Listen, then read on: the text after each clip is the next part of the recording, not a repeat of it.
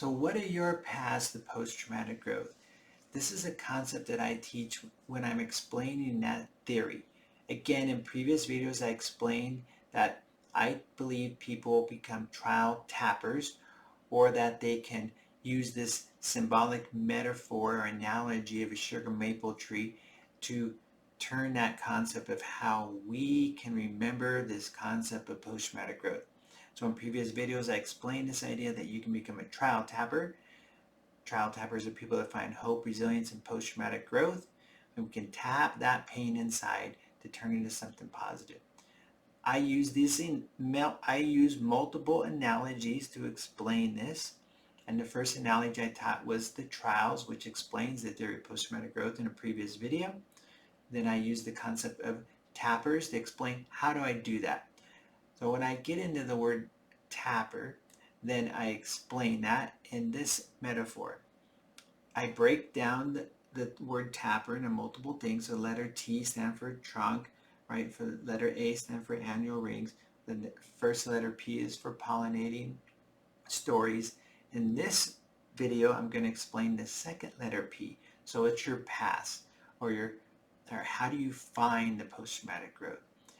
And this concept of, basically we say this past of purposefully sugaring, basically, in that concept of how do you turn the sap into something that's sweet? And when we look at trial tappers, they understand this unique nature of healing. So sugaring, we can call this. So we don't impose a one-size-fit-all approach, but encourage others to explore a variety of things. Therapy, skill development, life reevaluation, basically to understand your new purpose or vision and going forward in life. So people may become mentors or peer supports, another way to help just other people. So there's no one size fits all concept. Is this idea like it just because you went through your struggle or your trauma, and you may have done certain things. You may hike in nature, and that may have helped you. You may have done CrossFit, that may have helped you. You may have meditated, that helped you, but it's not going to help everyone, but everyone can take their different path. So when we look at the idea of sugar protection from maple sap, symbolizes this individual journey that we must take on our healing, with an emphasis on discovering this purpose to go forward. So the process involves tapping the tree, we call it, or drilling into the tree, represents that we're going to face our trauma, right? We're going to dig in deep and pull out the trauma. And what comes out in the tree is this sap. So this collecting this sap represents the process, how we process these experiences. And then there's this point in the sap production where you have to boil it. So boiling it down represents this work and the healing that we have to do. Sometimes we talk about in religious concepts, people say this trial by fire or this refining fire. Like, we got to boil it down. So when we look at our passive purpose or sugaring, they are unique. They are unique to you. So your trials and traumas in life are unique to you, but trials and traumas are not unique in life. And we want you to understand that just like the different methods used for collecting maple sap or for this production, you may find these different paths, whether that traditional or holistic, or however you're going to do that. So when we break down this into an acronym, we use the acronym of PATHS. So this is basically this paving unique avenues for transformation and healing. So in the first letter P, we use this as personal explorations. So trial tappers acknowledge this individuality of healing in their journey or their sugaring. So they explore, they encourage others to explore various options.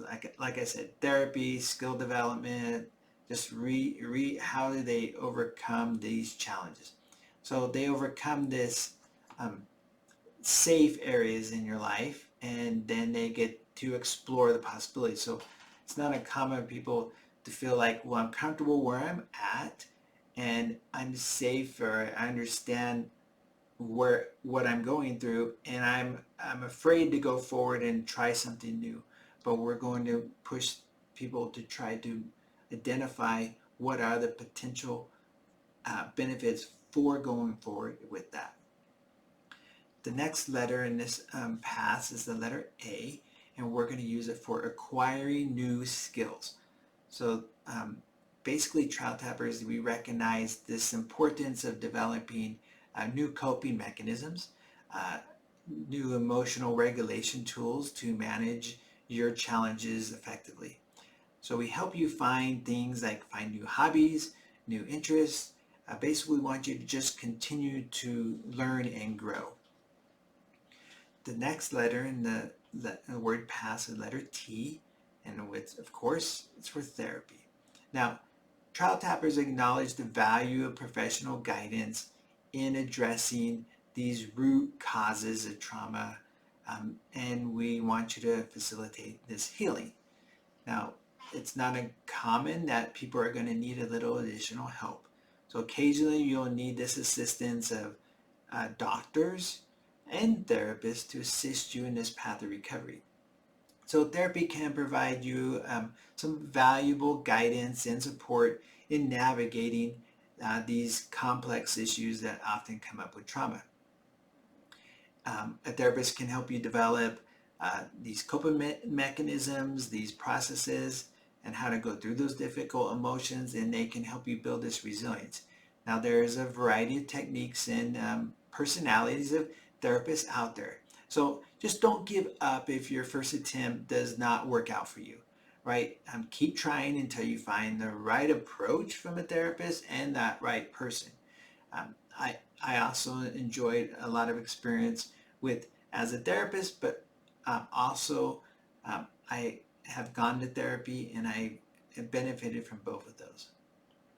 The next letter in the word pass is the letter H for harvesting purpose and meaning. So think of this, that trial tappers want to help you guide individuals in exploring these new interests and values that bring purpose and meaning to your lives after facing the trauma. So many people find this new mission or purpose in life going forward.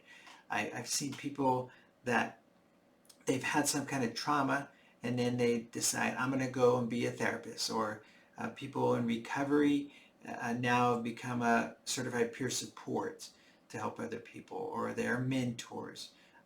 We see this new mission, and that helps people find this energy to direct that energy into something else. You know, what are you going to do to move forward now after this happened? The next letter in the letter is the letter S for supporting others on their path. So trial tappers understand the power of helping others, right? They may become, like I said, mentors, peer supports. They may just walk along the path and help other people. You become that expert companion to help them on their journey. So those are important people that you can identify in your lives, and you might become that expert companion. Again, not expert necessarily as a therapist, but a peer supporter, a religious person, or a probation officer, just somebody that's there to help them.